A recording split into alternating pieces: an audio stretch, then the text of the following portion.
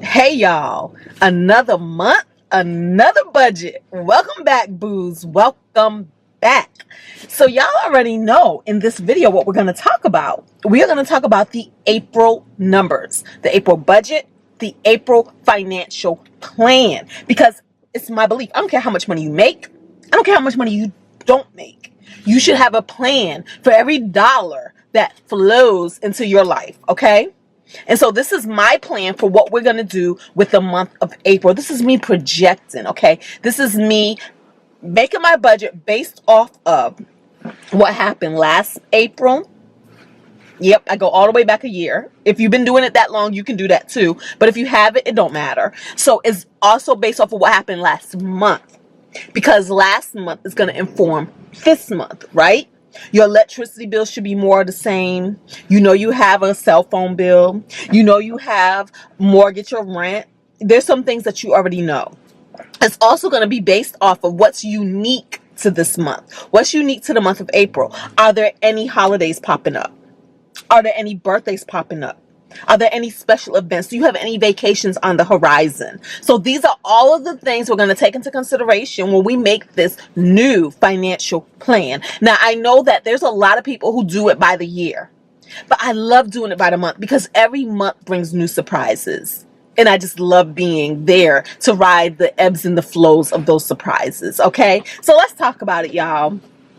This is going to be my after taxes. So this money that we're going to speak about is the money that should be hitting my bank accounts or my accounts in one form or another. All right. So for the month of April,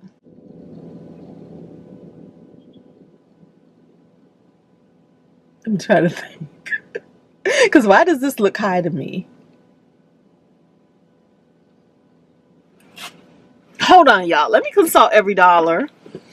Because y'all know I do my budget in every dollar. Free. The free version. And then I write it down on this piece of paper because I believe writing it down helps get things into your soul a little better.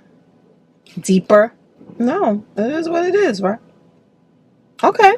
Let's talk about it, y'all. Let's talk about it. So for the month of April, we plan on bringing in $14,025. I can't look at y'all.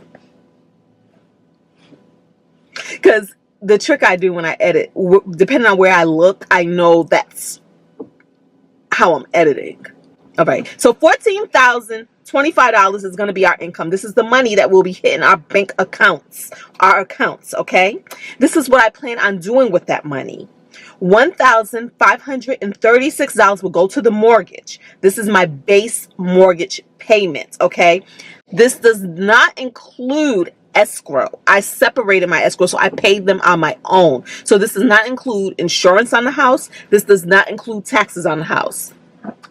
I'm an adult. I'm capable of saving my own money. This is what I had to tell them, because they didn't want me to separate the escrow. And I have a video on this for those of you who are considering that thing.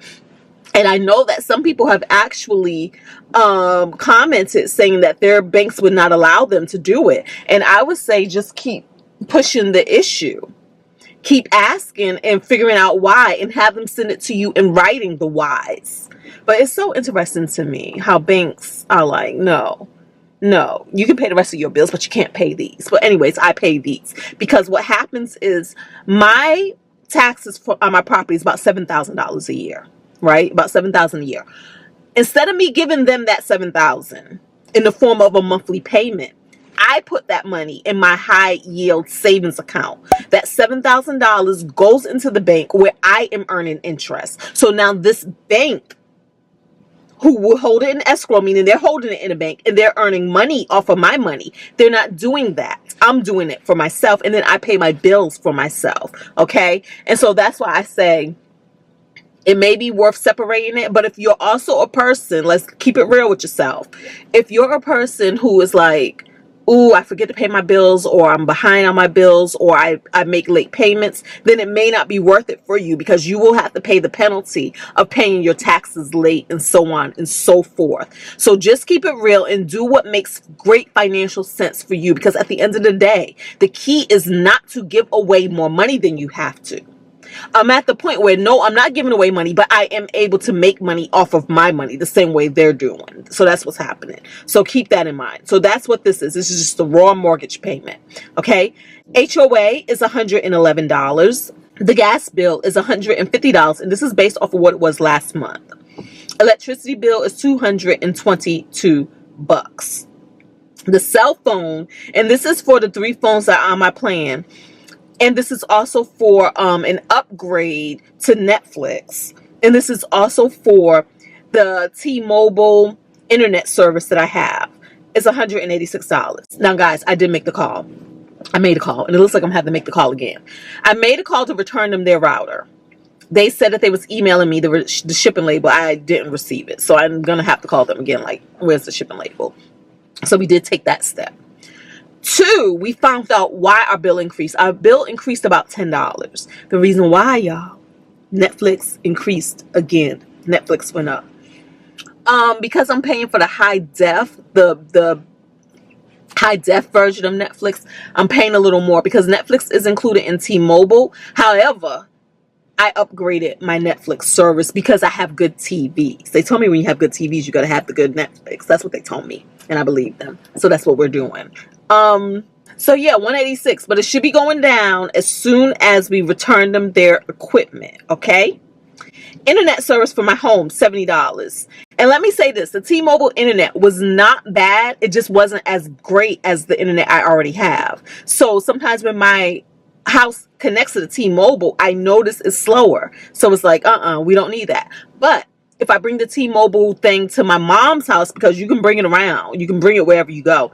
If I bring it to my mom's house, it really is faster. But I was like, you know what? I'm not paying an extra $30 a month just for a faster internet at somebody else's house. Like, it ain't that deep to me.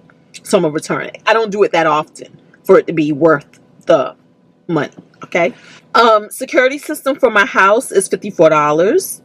Housekeeping, I have them come in once a month, and it would be my dream to have them come in every other week. That would be my dream. But right now, I don't want to part with the money like that. So we do $180 a month for them. Bed stuff. And a lot of you know, I'm financing a bed, and I've gotten so many questions about this. Maybe we should do a dedicated video. Usually it's newer people, and they ask why. It's because I like playing money games. I like playing financial games. And because I can. The bottom line is, yes, I do have the money to pay for the bed stuff. I have the money. But I also have a 0% interest loan. So I'm using that. And it's okay. I'm slow rolling. And then, like I said, on the other breath, that money is still sitting in my high yield savings account making money for the discount in this purchase, right? Because again, the money it makes, I can apply to the bed and it's discounted. The bed stuff is king size purple mattress, a king size adjustable base with all the bells and all the whistles, which you don't need. I should do a review on that too. It is purple pillows, which are like $125 a piece. That was the sale price. It is another mattress for another room, another guest bedroom. And it is like some great sheets, some great mattress protector, little things like that. So that's what we have financed. And this month we're going to do $500 on the bed stuff. Insurances. And this is for the house. This is for the car. And this is for somebody else's insurance that I pay. Y'all, insurance went up. So it's $448. Insurance went up for my car. And I called them. I called them for 2 reasons. One, to see if I was overinsured. So it's something you may consider. And then I also, just to find out why. And they said they just raised insurance across the board. So it had nothing to do with my accidents, my tickets, my nothing, which I don't have, right? It had everything to do with the accidents and the tickets of the world. They said to keep up with all the accidents you people on this planet are getting into, we had to raise it across the board. And let's just do another video about that too, before we go off on a tangent. Well, let me just say it, because y'all don't be watching all the videos. So this is what I think. You know how, like, if you get into a fender bender or something, and we're always quick to say, oh no, we don't want to call our insurance because they may increase our payments. Guess what? They're going to increase your payments anyway. They're going to find a reason, one reason or another, to increase your payments. So I say, get your money's worth. You're making the payments. You are pouring your money into this investment of insurance. So get your money. Don't act like you're doing yourself or them a favor, because I had no incidents. I had to ask, like, wait a minute, what I do? And they're like, no, just to keep up with all of the things, we had to raise it. Y'all, they raised it. I was paying $154 for a month. It is now $185. That's how much they raised it by. That's crazy. So you know what that also means? It is time to shop around. It's time to shop around. So I'm opening up my purview to inquire about policies through other reputable places. I'm not trying to do like low tier insurance companies. We're not doing that. But we're going to keep it with the higher tier ones. And that is for reasons. Saving a dime isn't always saving a dime. Sometimes it's more of a headache at the end. We don't do headaches over here. The other part is this. If you ever notice when you rent a car, you can use your own insurance when you rent a car. A lot of times they will access to your policy. But guess what, booze? There are some places when you go into that car rental place, they have a list of places that they don't accept insurance from. Like Elephant Insurance, Travelers Insurance. Those are the two that I remember off the top of my head. That they be like, yo, if you have this, no, you got to get our insurance. So that's why it's important to me to stay with a reputable insurance company, okay? But like I said, baby steps. Sometimes you got to do what you have to do, and always do what makes great sense for you at the moment that you're living in the season that you're in, and know that you can always elevate, do better, do the next thing. But in the meantime, we're going to do, this is step 1, this is step 2, this is step 3. First step, get insurance by any means necessary. That might be some people's story. Get insurance by any means necessary. Who cares, right? So that's what that is. I haven't talked to y'all in a long time, so yes, I'm chatty. Right now, we are sitting in front of Starbucks. Starbucks is behind us. And right now, we have a green matcha tea latte hot with lavender cold foam. They say that, because the lavender cold foam is really meant for cold drinks, that it may not work. But it works. It always works for me. I do this all the time. So, it tastes so good. You don't have to add anything else to it. And this is with the oat milk. Car property taxes. According to last April, this is when I had paid the property taxes on my car. So I'm setting aside $350 for that. $65 is being set aside for Easy Pass and $35 for subscription services. Then we have placeholders for the groceries, for restaurants, for household miscellaneous, and for fun miscellaneous. Because guys, for those 4 areas, I do what I call mindful spending. I don't give myself a budget. We ain't playing them games. We're not trying to stay within a number so that we can feel good or we can feel bad if we hit or miss the mark. Who cares, right? But what I do try to do is just be super intentional about what I spend. Like, for instance, today I do have this matcha tea latte from Starbucks. Yesterday I wanted one too. However, I said, no, girl. It'd be good. It'd be cute if you can just not spend any money today and made my coffee at home. A lot of times Jay is up before me and he'll make my coffee and he'll do things, but he didn't get up this morning or yesterday morning before me. So I had to make my own coffee. And then today I was like, I'm going to go to Starbucks. So again, I had thought these things through. And I have lunch at work, so I'm not buying any lunch. I'm not buying any breakfast. And I have snacks at work, so I'm not buying any snacks. Thinking these things through. Because even though you have the money doesn't mean you have to spend the money, because every dollar you get to keep is a dollar that you get to invest for your future selves. Okay, our future self is trying to live wealthy. She's trying to be on all the vacations. She's trying to do all the travels, and so that's what we're investing for now. Okay, within reason. We're not frugal and we're not hoarding, but we are doing things within reason. Okay, so nails. We're setting aside $115 for that. And this is because I am loving getting the powder dip nails. I would normally just get gel, and I would know gel it'll start chipping. My nails would start breaking. But ever since I started getting the powder dip nails, my nails do not break. This polish lasts much longer. So it just looks more presentable for a longer period of time, right? And y'all see how long my nails are? Normally when I get the gelled nails, I get them filed down because they break so much. These are my real nails. And so I'm able to just let them grow because this is very strong and protecting. But it is also pricier. But I'm finding that it's worth it because I don't have to get my nails done as often and my nails look presentable for a longer period of time. So $115 for that. And that includes tips. Lashes.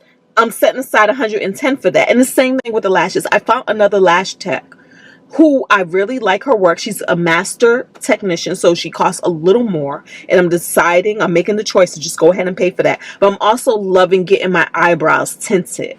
And so I'm adding that to the service. So it was $110. It may end up being more. I can't remember. But right now we're setting aside $110.